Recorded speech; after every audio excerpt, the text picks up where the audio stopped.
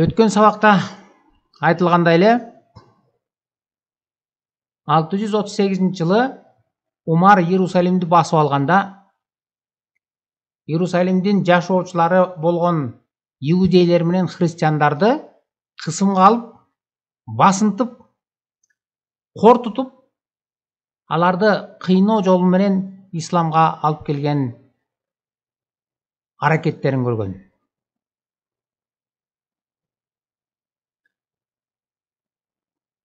Biz murunку сабактардан айткандай, Куранда, хадисте эмнелер жазылса, анын жашоодо орун алып атканын биз көрүп атабыз. Мисалы, намаз, орозо, ажылык, көп аялдуулук дегендер биздин өлкөдө, биздин жашоодо көрүп атабыз, кандай орун алып элдер ошону аткарып атканын. Ал эле эмес, өткөн сабактарда көргөзүп бердим. Педофилия, жихад, ал эле эмес, некрофилиясы дагы кандай жазылса, Куранда, хадистерде, ал башка ислам өлкөлөрүндө дагы кандай орун алып атканын өткөн сабактарда айтып бердик.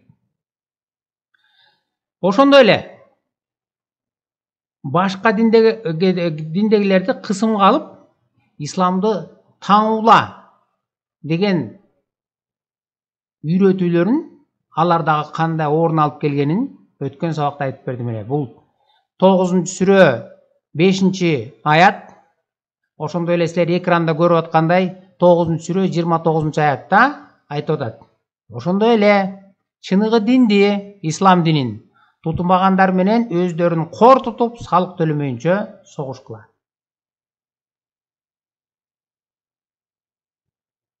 Бул аятты иш жүзүндө колдонгонун өткөн сабакта айткандай, Умар Иерусалимди басып алганда көптөгөн ыкмалар менен христиандарды кортутуп, аларды исламды кабыл алганга мажбурлаган. Ошол мажбурлоо ыкмаларынын бири болуп, жогоруда айткандай, өлсө көмдүрбө деген болгон да. Мусулмандардын арасына койдурба дейт, бирок айтылышы, бирок чынында такыр койдурба. Ошол аркылуу кыйналып, кысталып, айласы кеткенде анан исламды кабыл алсын деген аракеттердин бири болгон.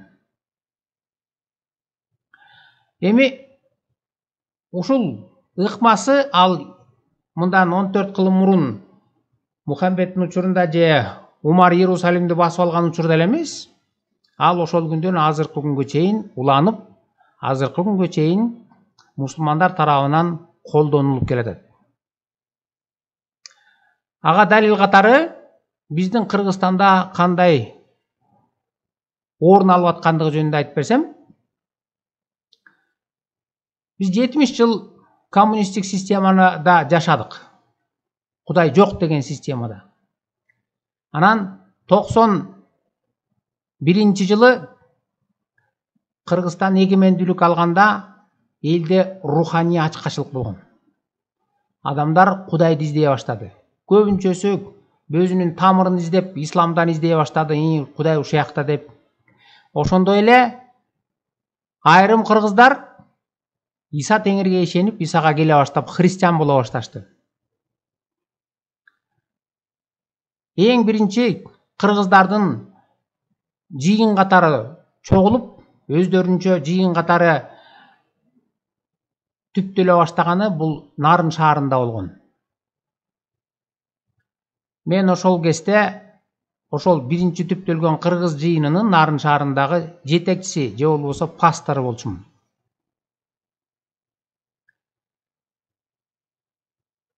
Нарын шаарындагы жыйын биринчи кыргыздардын жыйыны болгондуктан эң биринчи кыйынчылыктар, мусулмандар тарабынан коркутуп үркүтүүлөр, токмоктор, өлсөңөр койдурбайбыз деген коркутууларды дагы эң биринчи ошол Нарын шаарындагы биринчи кыргыз жыйыны көтөргөн, башынан өткөргөн ошолорду. Жогоруда айткандай, тактап келсек, өлсө көмдүрбө деген ыкмасын ошол Нарын шаарында дагы биринчилерден болуп мусулмандар колдонгон. Ал 24 декабрь 2001 жылы Шамен деген Иса Теңирге ишенген бир аксакал каза болуп, ошондо биз сөөктү жерге берели деп жайды касып койсок, мусулмандар койдурбайт. Мечиттен 20 чакты киши келип сөөктү койдурбайбыз деп. Эгер коебуз десеңер, анда кайрадан казып койгон мүрзөңөрдү көмүп таштайбыз деп коркутуп үркүттүлөр болгон. Алар сөз түрүндө эле эмес, оозеки. Эч бир тартынбай, уялбай, ошол коркутуп үркүттүлөрүн кат түрүндө да кап келип бизге таштап кеткен. Ал менде азыркыга чейин сакталып турат. Азыр силерге коюп берейин, көргөзүп.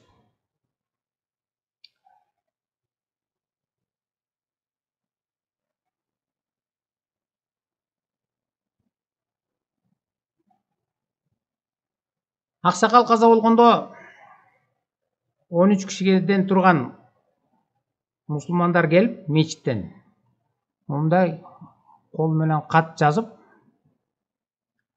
анан мунун мазмуну силерде каза болгон Шаменди койдурбайбыз, казып койгон жайыңарды көмүп салабыз, ал турмак көмсөңөр дагы кайра сөөктү сууруп чыгып таштайбыз деп коркутууларды көргөзгөн. Муну паузага коюп туруп өзүңөр окуп алсаңар болот. Мындан кийинки бетин да көргөзүп берейин. Бул жерде ал турмак аттарын да жазып, анан колдорун да коюп берген. Муну мен орусча дагы котортуп койгом. Орусчасын окуп көрсөк, мына.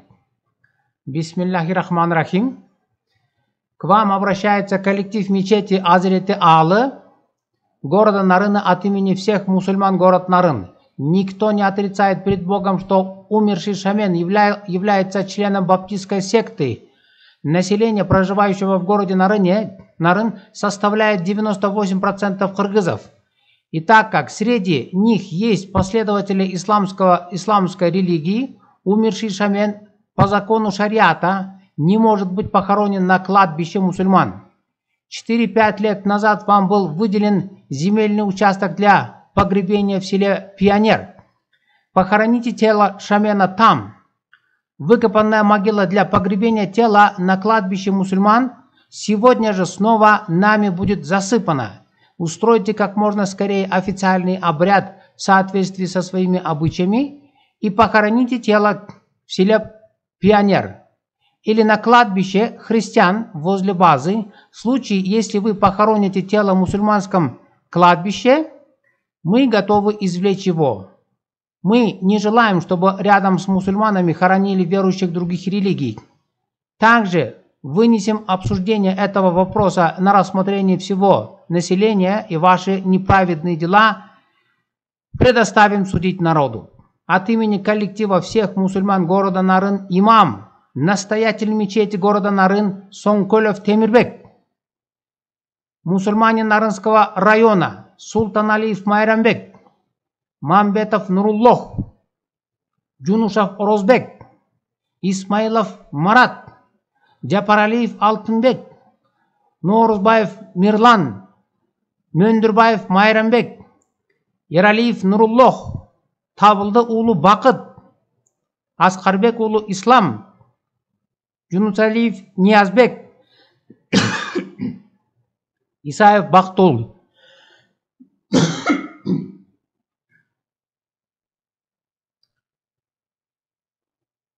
Өзүңөр экранда көрүп аткандай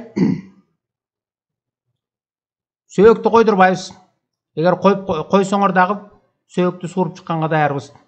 Биз казып койгон мүрзөнү кайрадан көмүп таштайбыз деп коркуп чыккан. Ошондой эле бул жерден Пионер деген айылда 4-5 жыл мурун силерге жер берилген деп жазган. Бирок эч кандай жер берилген эмес, биз 4-5 жыл мурун ага чейин Пионер айылында биз арендага жер алып, ал кезде экономика начарап эле 90 жылдары. Биз ал жерге буудай айдаганбыз. Булар ошону силердин жериңер деп түшүнүп алган. Анан ошол жака алып барып койгула, силерди койдурбайбыз дешкен. Айтканымдай эле казып койгон көрдү, барып ошол эле күнү барып көмүп ташташкан мусулмандар. Биз ошол окуяда милицияга барып арыз берип, шаардык милициянын жетекчисине момундай мыйзамсыз укук тебелөөлөр болуп атат, тартипсиз, имансыз иштер болуп атат. Ушуга бөгөт коюп, биздин укугубузду коргоп бергиле, сөөктү коюп коелук десек, милиция эч бир чара колдонгон эмес.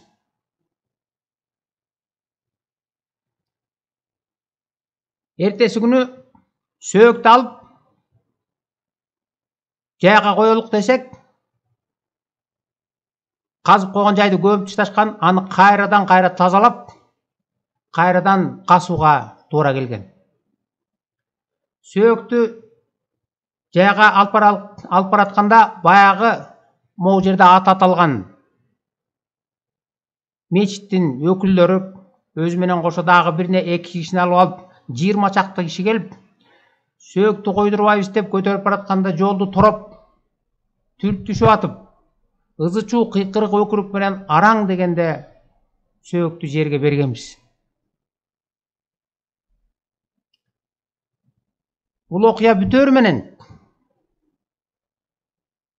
бир айга жетпей муфтияттан фатва чыгарышкан. Аны да көрсөңөр болот мына. Женде ал окуя 24 декабрда болуп атса, бул окуя мына чыгарган фатва номуру 8 номер менен чыккан 23 январь 2002 жыл. Бир айга жетпей муфтияттан өзүңөр көрүп аткан фатваны чыгарган. Ажинде мындай деп жазылып турат. Кыргызстан мусулмандарынын диний башкармасы ислам шариятынын негизинде муртаттын башка динге өткөн киши сөөгү мусулмандардын мүрзөсүнө коюлбайт деп фатва берет. Бул фатваны Кыргыз Республикасынын аймагындагы бардык мусулмандардын аткаруулары талап кылынат. Өзүңөр окуп көргүлө. Ушунда номуру да турат бул жерде өздөрүнүн. Орусча котортуп койгом, орусчасын да карап көргүлө.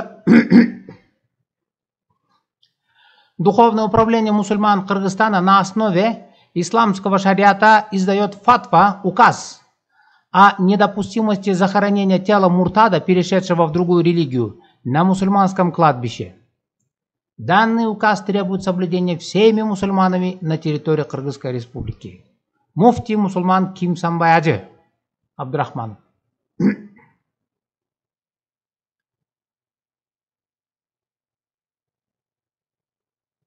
Муфтияттан бул фатваны чыгаргандан кийин христиандардын абалы сөөктү жерге берүүдө мындан дагы кыйынчылык, катуураак кыйынчылыктарга дуушар боло баштаган. Бул окуядан кийин 4 апрель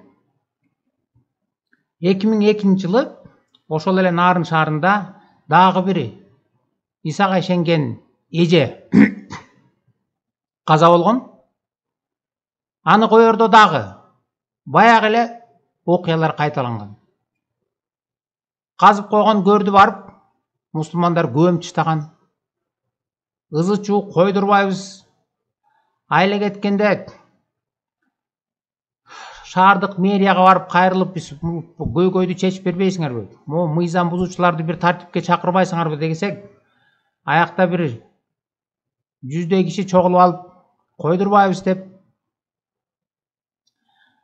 Анан мэрияга кирип 2 сааттан ашуун сүйлөшүү, дебат болуп атып, анан бул көйгөйдү чечиш үчүн ошол кездеги шаардын мэринин кызматын аткан адам барып, Нарын шаарынын күнбатыш жагында жайгашкан Аккыя ашуусунан барып жер көргөзүп берген, ушу жерге койгула деп. Биз сөөктү алып барып анан ошол жерге койгонбуз. Койгондон кийин биз ушул жерди бизге өзүнчө бекитип бергиле. деп шаардык администрацияга кайрылсак, эч кандай жооп бербей, улам создуктуруп отуруп 5 ай өткөндөн кийин ал жер биздин шаардын аймагына кирбейт экен, ошон үчүн биздин компетенцияга кирбейт, биз жооп бере албайбыз деп чыга беришкен.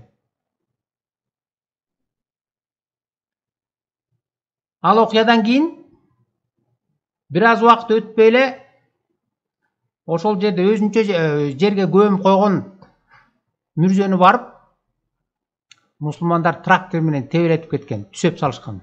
Селканын аркасына чиркеп туруп түзөп салган. Биз кайрадан барып мүрзөнү калыбына келтирип күмбөз тургузуп, анан бул ишти бүтүргөнбүз. Андан кийин 11 июль 2002-жылы ошол эле Нарын шаарынан алыс эмес жайгашкан 8 март айылында дагы бир аксакал каза болгон. Иса Теңирге ишенген. Анда дагы баягы эле окуялар кайталанган. Казып койгон мүрзөнү барып мусулмандар кайра толтуруп ташташкан топурак менен. Ызы чуу чыр чатак менен койдурбайбыз деп мечиттен келген тартипсиз адамдар. Айлабыз кеткенде кайра шаарга келип, милицияга кайрылып, далай азап менен анан өзүнчө жерге көмгөнгө туура келген. Андан кийин 28 март 2003-жылы Баятаба айылында Улан Эсенбаев деген дагы Исага ишенген адам каза болгон. Аны дагы так эле ошондой казып койгон көрдү мусулмандар бар топурак менен кайра толтуруп таштап койдурбайбыз деп ал турмак сөөктү мүрзөнү карай алып баратсак, чөп толтурган чийнени алып келип асты-усту жолду токтотуп коюп койдурбайбыз деп милициялар келип атып, араң дегенде зорго эптеп сөөктү жерге бергенбиз.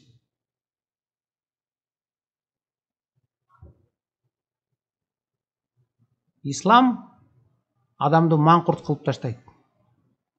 Алар тирүү эмес, өлүктү сыйлабайт. Ошол христиан болуп жүрүп каза болгон адамдардын бирөө дагы аларга жамандык кылган эмес, эч бир күнөө кылган эмес. Алардын болгону ошо: силер эмне үчүн исламды таштап кеттиңер, башка динге өттүңөр, ошон үчүн силерди койдурбайбыз деген аракеттери. Ушул Кудайдан бу? Кудай ушундай үйрөтөбү? Айта келсе, ислам деген имандуулукка үйрөтөт деп айтышат го. Ушул имандуулукпу же имансыздыкпы? Өлкө болгон мамилеси кандай ушулардын? Шуну кантип ушу Кудайден деп айтууга болобу? Жогоруда айткандай, бул Мухаммедтин учурунда исламдын негиздөөчүсү. Андан кийинки анын шакирттери болгон Умардын учурунда Иерусалимди басып алганда 638-жылы христиандарга, башка диндегилерге кандай кысым көрсөтүп, кандай имансыз мамиле жасап, ошондой ыкма менен аларды исламга мажбурлап киргизүү ыкмалары бүгүнкү күнгө чейин келатат. Аны кээ бир көбүнчө жөнөкөй мусулманбыз дегендер билбейт анын чыныгы максатын. Аны жанагы аалым болуп жүргөн мечиттин башында тургандар буларды ошол жакка үндөйт, көрсөтөт, анан алар билип билбей ушунун баарысын жасайт. Имансыз ишти. Болбосо бул Кудайга жагабы? Кудай эмес, адамга жакпаган иш да бул.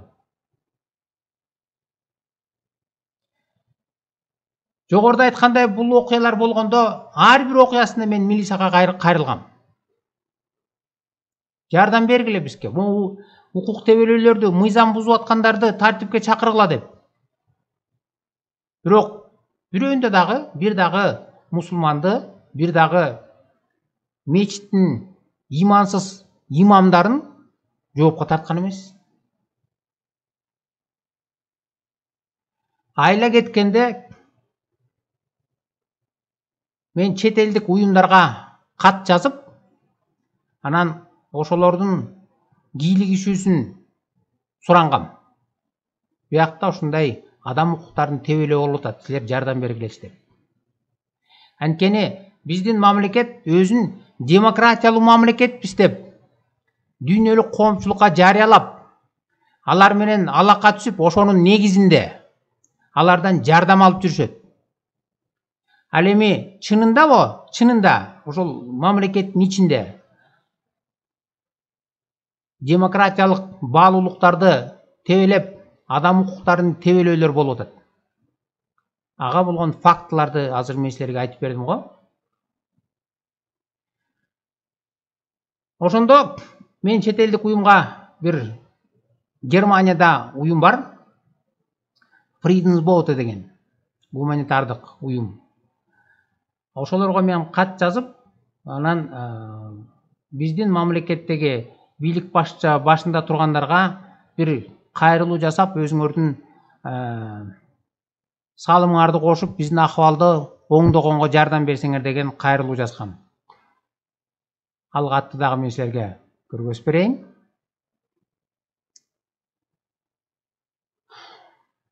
Ал кат экен. Бул катты дагы бул орусча жазылган. Бул жерде мен мына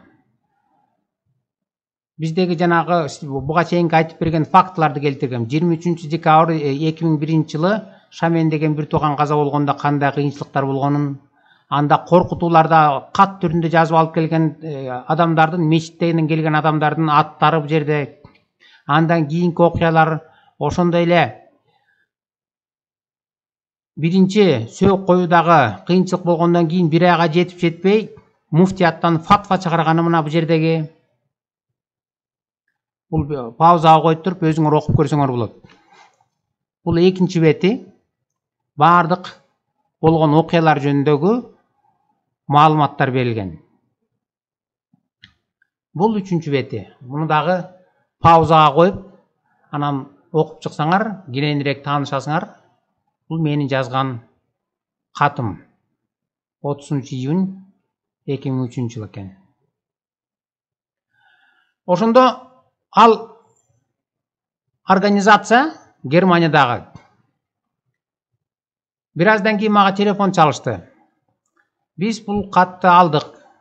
Эми биз силердин өлкөнүн президентине кайрылуу жасайлы деп атабыз. Бирок бул президентке жазган расмий кат болгондуктан кайрылуу. Алар бизден бул маалыматтарды кимден алдың, каяктан алдыңар десе, эми дейбиз деген суроо менен кайрылышты. Мен аларга айттым, менин атымды айтып, маалыматты менден алганыңарды ачык айта берсеңер болот. Дегенден кийин анан алар Германияда ай сайын журнал чыгарып турушат. Аны миңдеген адамдар окуйт. Ошол журналында башка өлкөдө Исага ишенген христиандар акыбалы кандай кыйынчылыктар менен кездешип атат, ошол жөнүндө жазып, анан сыйынууларын суранып кайрылып жазган журнал бар. Ошол журналга менин жазган маалыматтарымды журналга киргизип, анан алардан суранган.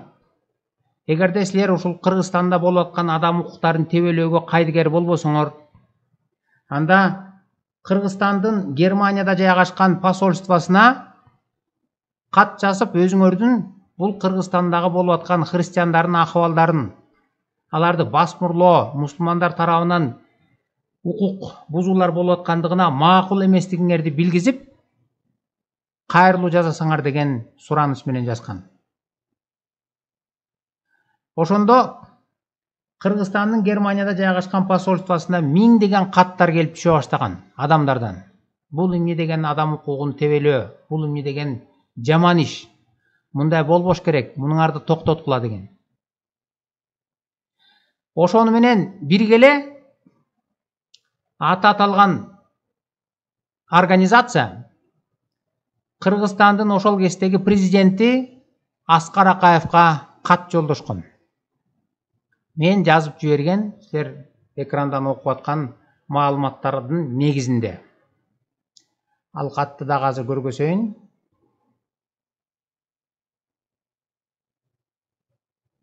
Муну дагы паузага коюп, анан өзүңөр окуп көрсөңөр болот. Missions Work Friedensbote деген организация Германиянын Майнецаген деген шаарында жайгашкан. 10 июль 2003 жылы алар жазып атат.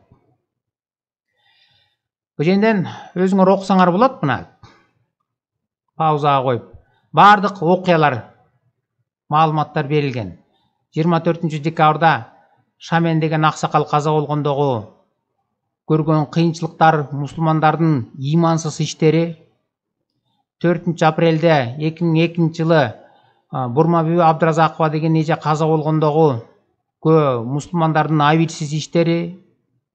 Ошондой эле бул экинчи бети, муну дагы паузага коюп окусаңар болот. 11 июль 2002 жылы 8 мартта bir аксакал Исага ишенген каза болгон, андагы болгон кыйынчылыктар. Кийин 28 март 2003 жылы Баятов айылындагы Улан Эсенбаев деген Исага ишенген адам каза болгондогу көргөн кыйынчылыктар, бардыгы бул жерде маалымат жазылган. Анан 3 бетинде, муну да токтотуп окусаңар болот паузага коюп, аягында мындай деген сөздөр менен сөздөрдү келтиришкен, кайрылган. Весьма высоко отмечая мудрое отношение вашего правительства к сосуществованию различных религиозных конфессий в Кыргызстане, мы от имени наших друзей выражаем вам вашу признательность и желаем гражданам вашей республики жить в мире и взаимопонимании. Лично вас, господин президент, мы просим проконтролировать имевшее место нарушение и восстановить справедливость, потому что в древней книге Библии написано: правдой утверждается престол.